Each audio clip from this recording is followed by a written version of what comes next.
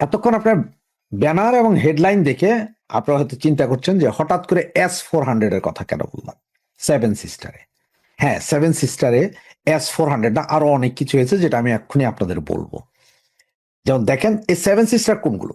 Seven sister হচ্ছে যে আসাম, মেঘালয়, অরুণাচল প্রদেশ, মণিপুর, মিজোরামপুর, নাগাল্যান্ড এবং ত্রিপুরা, এই 7টি অঞ্চল বা 7টি স্টেট ভারতের আমাদের বাংলাদেশের সাথে সরাসরি সম্পৃক্ত। কারণ বাংলাদেশ 3 দিক থেকেই ভারত দ্বারা বেষ্টিত এবং এই 7টি অঞ্চল যাকে সেভেন সিস্টার বলা হয় এগুলো আমাদের দেশের সাথে একেবারে ঘনিষ্ঠভাবে লাগোয়া, এবং যেটাকে বরাবরই আমাদের এই হাসনাত সার্জিস মৌলবাদী শক্তি বারবার এটাকে কাট অফ করে দিবার হুমকি দিচ্ছিলেন এবং পাকিস্তানি সেনাবাহিনীর সাথে একজোট হয়ে এখনো এই সমস্ত বর্ডারের বিভিন্ন কোনায় তারা ক্যাম্প করেছে। বাংলাদেশ সরকারের অর্থায়নে পাকিস্তানের ট্রেনিংয়ে এই অঞ্চলের এই 7 অঞ্চলের বিভিন্ন জায়গায় বাংলাদেশের ভূখণ্ডে সন্ত্রাসী ক্যাম্প করা হচ্ছে, ট্রেনিং দেওয়া হচ্ছে যাতে বিচ্ছিন্নবাদীরা ভারতের এই অঞ্চলটাকে অস্থিতিশীল করে রাখতে পারে।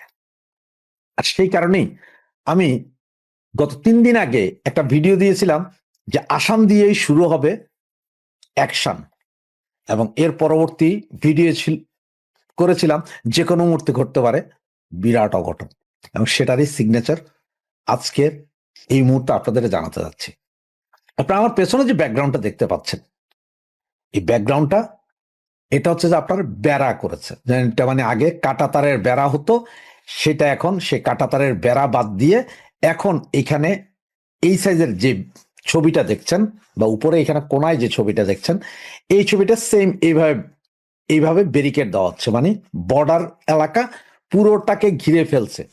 এটা প্রায় 75% কার্যক্রম শেষ হয়ে গেছে। 25% বলতে কলকাতার ওই অংশে কিছুটা আছে যেখানে এখনো মমতা বন্দ্যোপাধ্যায়ের সাথে ভূমি নিয়ে সম্ভবত কোনো একটা ঝামেলার কারণে ওইটা এখন এই ঘেরাওটা দেওয়া হয়নি, তবে ওখানে বিএসএফ সার্বক্ষণিক নজর রাখছে। আর এই বেড়াটার বৈশিষ্ট্য কি?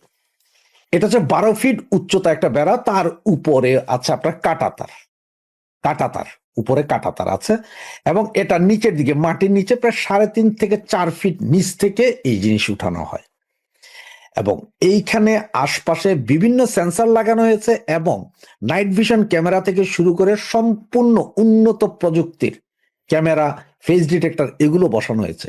তার মানে এই বেড়ার সংস্পর্শে আসার সাথে সাথে আপনার বাম দিকে এবং ডান দিকে পুরো 4 কিলোমিটার এলাকায় এট এ টাইম রিয়েল টাইম ছবি সহ অ্যালার্ম বেজে উঠবে, সতর্ক হয়ে যাবে সাথে সাথে এই 4 কিলোমিটারের সৈন্য, পুলিশ, বিডিআর, বিজেপি যা যা আছে সবাই।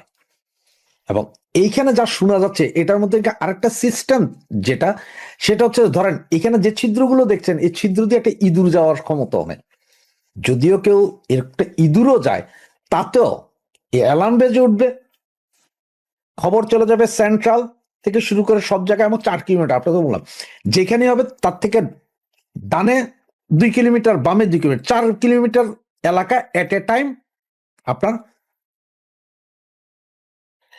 রিয়েল টাইম ছবি উঠে যাবে এবং সাথে সাথে সবাই অ্যালার্ট হয়ে যাবে। এবং এখানে এমন শোনা যাচ্ছে 11,000 ভোল্টের ইলেকট্রিক শর্ট সার্কিট চালু হয়ে যেতে পারে দেন এন্ড দেয়ার, মানে কয়েক সেকেন্ডের ভিতরে 11,000 ভোল্টের ইলেকট্রিক চালু হয়ে যেতে পারে। তার মানে হচ্ছে আপনি কেউ যদি কেটে যদি ঢুকারও চেষ্টা করে ওখানে মরবে, এই অবস্থা রেখেছে। এবং এছাড়াও পুরো এই সেভেন সিস্টারের মধ্যে ওনারা আপনার S-400 যেটা ভূমি থেকে আকাশ এবং ভূমি থেকে ভূমিতে নিক্ষেপণযোগ্য যেই এয়ার ডিফেন্স আছে, এই ডিফেন্স সিস্টেম বসানো হয়েছে S-400, এবং সেখানে বসানো হয়েছে আপনার পিনাকা এবং ব্রাহ্মস মিসাইলের লঞ্চ প্যাড, ওগুলো ওখানে প্রস্তুত। এছাড়াও রাফাইল বিমান রাখা হয়েছে 1 বা 2 স্কোয়াড্রন, এবং সুখয় 35 আছে, থান্ডার বিমান আছে, এবং মিরাজের মতন বিমানও ওইখানে প্রস্তুতি রেখে এসছে পুরো সেভেন সিস্টার অঞ্চলে। এবং এই সেভেন সিস্টার অঞ্চলকে এমনভাবে ঘিরে দেওয়া হয়েছে যাতে যে কোনো মুহূর্তে কয়েক সেকেন্ডে অ্যাকশনে যেতে পারে। ভৈরব ব্রিগেড, আপনারা জানেন যে ভৈরব ব্রিগেড সবচেয়ে শক্তিশালী ব্রিগেড। এরা পাহাড়ে পর্বতে গুর্খাদের মতো, গুর্খা ব্রিগেডের মতো পাহাড় পর্বত সব জায়গায় যেতে পারে।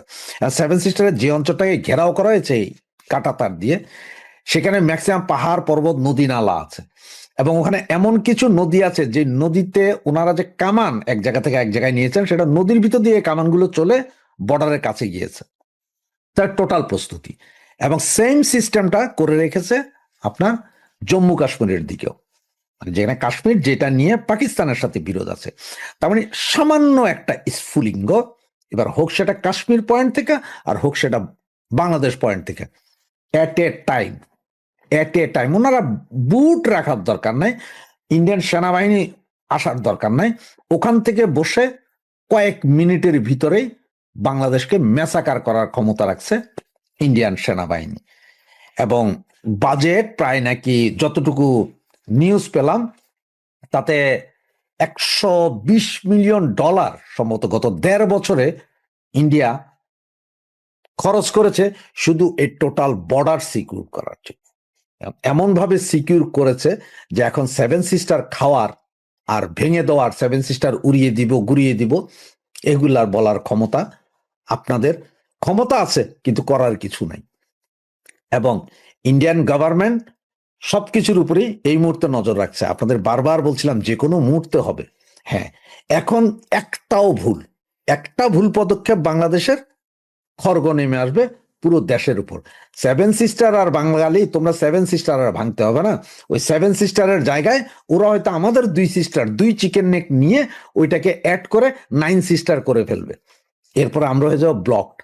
এবং বঙ্গোপসাগরের ভেতরে ইন্ডিয়ান নৌবাহিনী একটা ঘাঁটি করেছে, যুদ্ধ জাহাজগুলো সব ওইদিকে নিয়ে গেছে বঙ্গোপসাগরের ভেতরে। তার মানে যে কোনো মুহূর্তে, যে কোনো সময়, যে কোনো অবস্থায় তারা, ইন্ডিয়ান সেনাবাহিনী প্রস্তুত, এবং তারা আক্রমণের জন্য ফুল ফ্রেজে রেডি। তার কারণ হচ্ছে যে এখানে বেশিক্ষণ লাগবে না, কয়েক সেকেন্ডের ভিতরে। এবং অর্ডার নাকি দেওয়া আছে আগে গুলি পরে কথা, তার মানে আগে গুলি করে দিবে পরে কথা। এখন বাঙালি, হাসনাত, সার্জিস আর গান্ডু ইউনুস তোমাদেরকে বলবো, যাও এবার সেভেন সিস্টার ভাঙো। আর এখানে আজকের এই অবস্থাটার কারণ কি জানেন? আমাদের সাবেক কিছু সেনা কর্মকর্তা, প্রায় 25 জনের নাম আছে, সাবেক কিছু সেনা কর্মকর্তা, বর্তমান 6 জন সেনা কর্মকর্তা মিলে বাংলাদেশের বিভিন্ন অঞ্চলে এরা ট্রেনিং ক্যাম্প খুলেছে, এবং যেখানে ট্রেনিং দিচ্ছে আপনার পাকিস্তানের সামরিক বাহিনীর লোকজন, সমস্ত অস্ত্র শস্ত্র সব দিয়ে ট্রেনিং দেওয়াচ্ছে, যেটা দিয়ে ইন্ডিয়াতে আক্রমণ করানোর জন্য। চোরাগুপ্ত আক্রমণ, সরাসরি না। 2 দিন আগে মনে হয় গতকাল না গত পরশু জানি নর্থ বেঙ্গলের ওই সাইডে আরেকটা জায়গায় দেখছেন বোমা বিস্ফোরণ, বাড়ি উড়ে গেছে, এর আগে ঢাকায় হয়েছে। এরকম বোমা প্রচুর বানানো হচ্ছে, এবং এগুলো বোমা না, এগুলো সব ডিটোনেটর যুক্ত, মানে যেটা সুইসাইড ভেস্টে পড়তে পারে, বা আপনার অটো আছে, এটা দিয়ে চাপ দিলেই বোমাগুলো টাইমার যুক্ত বোমা, টাইমার এইভাবে করে বোমা করতে পারে, বোমা বিস্ফোরণ করতে। সমস্ত অস্ত্র বোমা বানানোর প্রশিক্ষণ দিচ্ছে পাকিস্তানের জঙ্গি গোষ্ঠী, পাকিস্তান সেনাবাহিনী সহযোগিতা করছে বাংলাদেশের সামরিক বাহিনীর 25 জন সাবেক সেনা কর্মকর্তা এবং 10 জন কারেন্ট সেনা কর্মকর্তা, যারা এই কাজে লিপ্ত, এবং এটার পুরো অর্থায়ন করছে বর্তমান ইউনিসীয় সরকার এবং পাকিস্তান সরকার। সুতরাং ভারতের প্রস্তুতি নিয়ে নিছে, যে কোনো সময় যে কোনো কিছু ঘটবে, নজর রাখতে পারি আমরা। গত কয়েক মাস ধরে আমেরিকার প্রেসিডেন্ট সারা পৃথিবীকে প্রায় উদ্ব্যস্ত করে ফেলেছেন। ট্যারিফ বা শুল্ক নিয়ে যা করেছেন ও করছেন সেটা নতুন করে বলার অপেক্ষা রাখে না, সবাই জানেন। এই ট্যারিফের ফাঁদে ফেলেছেন কম বেশি বিশ্বের সব দেশকে। ট্রাম্পের আগে বাংলাদেশ আমেরিকায় যে রপ্তানি করত তার বাণিজ্য শুল্ক ছিল 15%, এখন সেটা বেড়ে হয়েছে 20%। তবে এটুকু বললে অনেক কথা না বলা রয়ে যায়।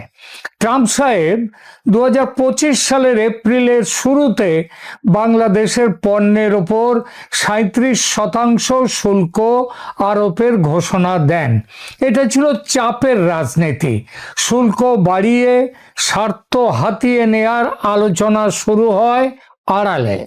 পরবর্তীতে জুলাই মাসে তা কিছুটা কমিয়ে 35% করা হয়। 37 থেকে 35 চলতে থাকে আলোচনা। শেষ পর্যন্ত এই শুল্ক হার কমে এলো 20%। কিসের জন্যে? এক গোপন চুক্তি স্বাক্ষরিত হওয়ার পর। এই চুক্তির পুরো বয়ান বাইরে আসেনি, কারণ সেটা গোপন। তবে পরবর্তী যে সমস্ত বিভিন্ন কাজ থেকে যেটা দেখা গেছে, তাতে এই চুক্তির মধ্যে আছে চট্টগ্রাম বন্দর, হিউম্যান করিডর, বোয়িং বিমান কেনা, সামরিক ঘাঁটি তৈরি, চীনের থেকে দূরে থাকা ইত্যাদি ইত্যাদি নানান দাবি, সেগুলো মেনে নেয়ার পর এই শুল্ক কমেছে। খবর আছে আমেরিকাকে আরও কিছু সুবিধা দেওয়ার বিনিময়ে বাংলাদেশ সরকার বর্তমানে এই শুল্কের হার আরও কমিয়ে 15% নামিয়ে আনার চেষ্টা করছে। বাংলাদেশের ক্ষেত্রে যা হয়েছে সেই একই ছবি বাকি পৃথিবীতে। চেষ্টা হয়েছিল ভারতের ক্ষেত্রেও, ভারত মাথা নোয়ায়নি। ফলে ভারতের জন্য শুল্কের হার 25%। এর ওপর রাশিয়ান তেল কেনার জন্যে জরিমানা হিসেবে আরও 25%, মানে মোট শুল্ক 50%। গত 8-9 মাস ধরে চলছে ভারত আমেরিকার দুপক্ষের আলোচনা। মাঝে মাঝে আমেরিকার প্রশাসন থেকে খবর ছড়িয়ে দেয়া হয় আলোচনা শেষের পথে বা শেষ, বকেয়া কোনো ইস্যু নেই, চুক্তি চূড়ান্ত, যে কোনো দিন সই হতে পারে চুক্তি। কিন্তু সেই দিনটি আর আসে না। এরই মধ্যে ট্রাম্প সাহেবের বুকের ছাতি হঠাৎই বেড়ে গেছে অনেকখানি। ভেনেজুয়েলার রাষ্ট্রপতিকে রাতের অন্ধকারে কিডন্যাপ করে নিয়ে আসার পর একেবারে সার্থক অভিযান অপারেশন রিজলভ। তারপর আবার আটলান্টিকে ভেনেজুয়েলার থেকে তেল নিয়ে যাওয়ার 2টো রাশিয়ান জাহাজ আটকে দিয়েছে আমেরিকা। তারপরে আবার গ্রিনল্যান্ড দখল করার হুমকি দিয়েছে। ট্রাম্প এর ফলে নিজেকে ভেবে নিচ্ছেন অপ্রতিরোধ্য। আর এই ভাবনা থেকে তিনি এখন হুঙ্কার দিয়েছেন গতকাল। বলেছেন রাশিয়া থেকে খনিজ তেল ক্রয় করা কমিয়ে দিয়েছে বটে ভারত, তার জন্য তিনি খুশি, হি ইজ হ্যাপি। মোদিজি ভালো মানুষ এবং তিনি বন্ধু ট্রাম্পকে খুশি করার জন্য রাশিয়ার থেকে তেল কেনা কমিয়ে দিয়েছেন। এটার জন্য ট্রাম্প খুশি সেটাও বলেছেন। এবং তিনি যেভাবে বলেছেন যে বন্ধু ট্রাম্পকে খুশি করার চেষ্টা করেছেন, এটা শুনলে মনে হবে যেন মোদি সারেন্ডার করেছেন ট্রাম্পের সামনে। তবে এটাও বলেছেন ট্রাম্প যে পুরোপুরি রাশিয়ার তেল কেনা বন্ধ না করার শাস্তি হিসেবে ভারতের ওপর শুল্কের হার তো কমছেই না, বরং ওটা বাড়াচ্ছেন তিনি। বাড়িয়ে কত করবেন সেটাও বলেছেন। 50-এর পরে আর একটা শূন্য যোগ হবে, অর্থাৎ 500% ট্যারিফ শুল্ক লাগতে পারে ভারতীয় পণ্যের ওপর, যেটা আমেরিকাতে যাবে। যে ভাবে ও যে টোনে দলবল নিয়ে হাসতে হাসতে কথাগুলো ট্রাম্প সাহেব বলেছেন, তাতে মনে হওয়া স্বাভাবিক যে এই লোকটা আমেরিকার প্রেসিডেন্ট নয়, এ যেন পাড়ার ছেনো মাস্তান, যার কোনো শিক্ষা দীক্ষা নেই। এটা আমি বলছি না, আমার কথা নয় এটা। আজ থেকে প্রায় 1 বছর আগে অনেকটা একই কথা বলেছেন শশী থারুর, ভারতের সাংসদ, কংগ্রেস নেতা, একসময় জাতিসংঘে গুরুত্বপূর্ণ পদে কাজ করেছেন। তিনি যা বলেছেন সেটা সহজ করে বললে এটাই দাঁড়ায় যে 4 জন আমেরিকার প্রেসিডেন্টের সঙ্গে শশী থারুর ব্যক্তিগতভাবে দেখা করেছেন, কিন্তু তাদের ধারে কাছে আসেন না ট্রাম্প। বিদ্যায়, বুদ্ধিতে, ভদ্রতায়, কথাবার্তায় এতটাই ওছা বর্তমানের মার্কিন প্রেসিডেন্ট। এই হলো ট্রাম্প সাহেবের সঙ্গে অনেক কষ্টে সম্পর্ক রেখে চলছিলেন প্রধানমন্ত্রী মোদি, সম্পর্ক রেখে চলছিলেন কিন্তু মাথা নত করেননি। তাহলেও তিনি সম্পর্ক ভালো রাখার জন্য তিনি এতদিন চেষ্টা চালিয়ে গিয়েছেন না, তিনি চুপচাপ ছিলেন।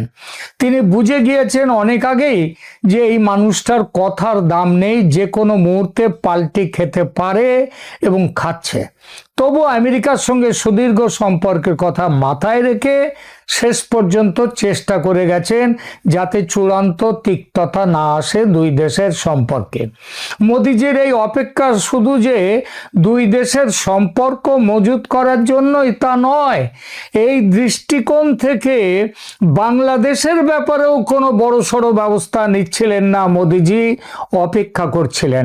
ভাবছিলেন আমেরিকার চাপে মোহাম্মদ ইউনূসের শাসনের অবসান ঘটবে, শান্তিপূর্ণ পথে বাংলাদেশ সমস্যা মিটলে শুধু শুধু রক্তক্ষয় কে চায়? আর সেজন্যই ভারত প্রথম থেকে বলে আসছে ফ্রি, ফেয়ার অ্যান্ড ইনক্লুসিভ নির্বাচনের কথা, সমস্ত রাজনৈতিক দলকে নিয়ে নির্বাচন। এই দাবিতে মুখে সায় দিচ্ছে আমেরিকা, কিন্তু তলে তলে সমর্থন দিয়ে যাচ্ছে ইউনূস সরকারকে। সেটা ধরা পড়ে গেছে। নইলে এত সাহস হয় কি করে মোহাম্মদ ইউনূসের যে আমেরিকার কথা মেনে ওই ইনক্লুসিভ ইলেকশন করার ব্যাপারটা দেখছে না? সহজ কথায় এ সবই হচ্ছে ট্রাম্পের ডুপ্লিসিটি, দ্বিচারিতা। আর ট্রাম্প তথা আমেরিকার ব্যাপারে চূড়ান্ত মতি স্থির করার পর ভারত নতুন এক করে অ্যাকশন মোডে এসেছে। এটা যেমন বাণিজ্যিক ও কূটনৈতিক সম্পর্কের ক্ষেত্রে ভারত নতুন করে চিন্তা করছে, তেমনি বাংলাদেশের ক্ষেত্রেও। বাংলাদেশের ব্যাপারে খুব শিগগিরই ভারত নতুন অবস্থান নেবে বলে ওয়াকিবহাল সূত্র থেকে খবর পাচ্ছি। কি অবস্থান বলবো পরে সে কথা। তার আগে বলি কোন পথে ভারত ট্রাম্প সাহেবের এই বুলিং এর জবাব দিতে তৈরি হচ্ছে। এটা বুঝলে সহজ হবে বাংলাদেশের বিষয়ে ভারতের নতুন অবস্থান কি হতে চলেছে। 500% ট্যারিফ বা শুল্কের হুমকি দিয়েছেন ট্রাম্প ভারতের ওপর, এবং বিশেষ করে এই হুমকি দেওয়ার কারণ রাশিয়ার কাছ থেকে যারা তেল বা ইউরেনিয়াম কিনছে, যেমন ভারত, চীন, ব্রাজিল, তাদের ওপর চাপ সৃষ্টি করতেই এই পদক্ষেপ। এই তিন দেশ এবং এদের সঙ্গে রাশিয়া ও সাউথ আফ্রিকা মিলে তৈরি করেছে ব্রিক্স নামের সংগঠন, আপনারা জানেন, যা মার্কিন হেজিমনি, একাধিপত্য ভেঙে দেওয়ার ক্ষমতা রাখে।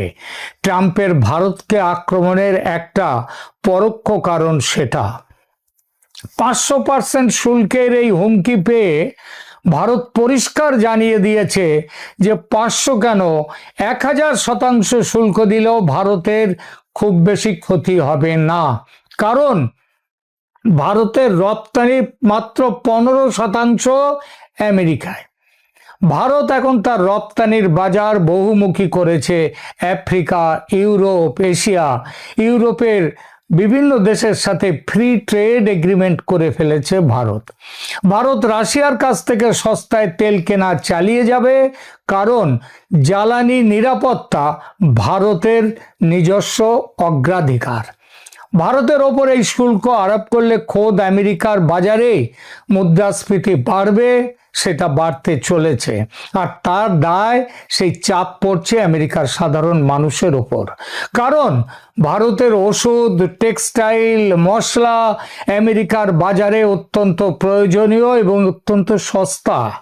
সরবরাহ বন্ধ হলে মার্কিন সাধারণ মানুষ ক্ষতিগ্রস্ত হবে। ইতিমধ্যে বর্ধিত শুল্কের চাপে ক্ষতিগ্রস্ত মার্কিন অর্থনীতি ও সেখানকার ক্রেতারা। এর ওপর 500% শুল্ক যদি ভারতীয় পণ্যের ওপরে চাপে, সেই বোঝাও কিন্তু পড়বে আমেরিকার সাধারণ মানুষের ওপর। কিন্তু সবচেয়ে গুরুত্বপূর্ণ হলো এবার ভারত এতটাই ক্ষুব্ধ হয়েছে যে ইতিমধ্যেই পাল্টা ব্যবস্থা নিচ্ছে আমেরিকার বিরুদ্ধে। আপনারা অবাক হয়ে যাচ্ছেন শুনলে, কিন্তু মনে রাখবেন, ইতিমধ্যেই আমেরিকার পথে যাত্রা শুরু করে দেয়া 130টা পণ্যবাহী জাহাজ মাঝপথ থেকে ফিরিয়ে নিয়েছে ভারত, এবং বাসমতি চাল সমেত বিভিন্ন পণ্যের রপ্তানি বন্ধ করার ইঙ্গিত দিয়েছে। আমেরিকার বাদাম বা ভুট্টার ওপর ভারতও, আমেরিকা যদি 500,000% শুল্ক চাপায়, ভারতও সেই শুল্ক চাপাবে। আমেরিকা আন্তর্জাতিক সোলার অ্যালায়েন্স ISA সেই জোট থেকে বেরিয়ে যাওয়ার সিদ্ধান্ত নিয়েছে। শুধু এই জোট থেকে নয়, আমেরিকা 66টি আন্তর্জাতিক সংস্থা থেকে নিজেদেরকে সরিয়ে নিচ্ছে। এমনকি তার মধ্যে কিছু সংস্থা রয়েছে যেগুলো রাষ্ট্রপুঞ্জের, সেখান থেকেও আমেরিকা বেরিয়ে আসছে। কেন বলছি? এগুলো নাকি আমেরিকার স্বার্থ দেখে না। সুতরাং এই জোট থেকে বেরিয়ে, যে আন্তর্জাতিক সোলার অ্যালায়েন্স, সেখান থেকে বেরিয়ে যাওয়ার সিদ্ধান্ত নেওয়াকে মনে করা হচ্ছে যে ভারতের পক্ষে বোধহয় এটা কৌশলগত ধাক্কা। কারণ এর পুরোধা ছিল কিন্তু ভারত পৃথিবীর অন্য জায়গায় সোলার যে বিদ্যুৎ ব্যবস্থা, সেটার ব্যবস্থা কিন্তু ভারত করছে, ভারত সেখানে এগিয়ে রয়েছে। তবে আমেরিকা বেরিয়ে আসার ফলে ভারত থেকে সুযোগ হিসেবে নিয়ে অন্যান্য দেশের সঙ্গে জোট আরো শক্ত করছে। আর ভূ রাজনৈতিক পরিস্থিতির ওপর ভারতের এই নতুন ভাবনা কি প্রভাব ফেলতে চলেছে একটু দেখা যাক। ভারত ও রাশিয়ার ক্রমবর্ধমান সম্পর্ক এবং ভারত মহাসাগরের সমুদ্র সীমায় মার্কিন নৌবাহিনীর যাতায়াতে ভারত কড়াকড়ি ইতিমধ্যে আরোপ করে দিয়েছে, এবং এই সিদ্ধান্ত আমেরিকাকে চাপে ফেলেছে। বর্তমানে বিশ্বের প্রায় 132টা দেশ আমেরিকার একতরফা নীতির বিরুদ্ধে সোচ্চার হয়েছে।